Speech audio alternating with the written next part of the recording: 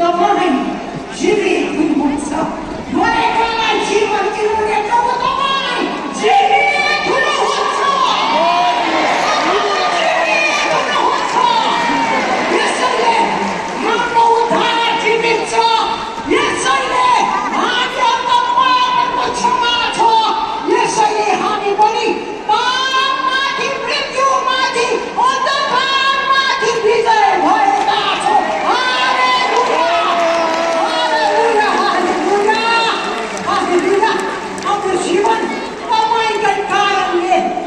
जीवन आशाले भरिएको छ प्रभु हाम्रो जीवनमा तपाईको विजयको उत्सव हामीहरू मनाउँछौँ तपाईको विजयमा हामीहरू उल्लसित हुन्छौँ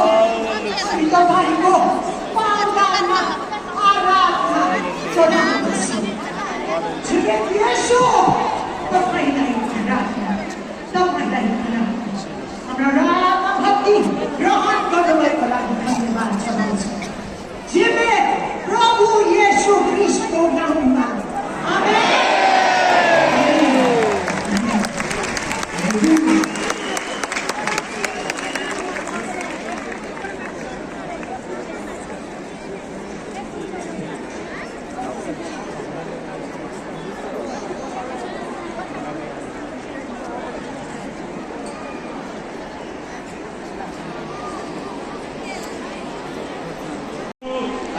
हामी मिलेर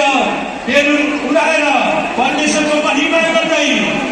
कार्यक्रमलाई औपचारिक रूपमा शुभारम्भ हामी गर्नेछौँ। आदरणीय पास्टर गुरुबाहरू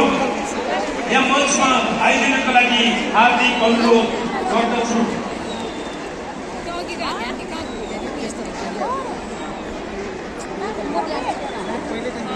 र यो बेलुन उडाउँदै गर्दाखेरि पुरै दिनको लागि हार्दिक अनुरोध गर्दछु र हामीहरू यसरी गोलो गरेर हामी बस्नेछौँ उभिनेछौँ अनि बेलुन उडाउनेछौँ र म 1 2 3 भन्नेछौँ र हालेलुया भन्नेछौँ र त्यसपछि हामी सामूहिक रूपमा बेलुन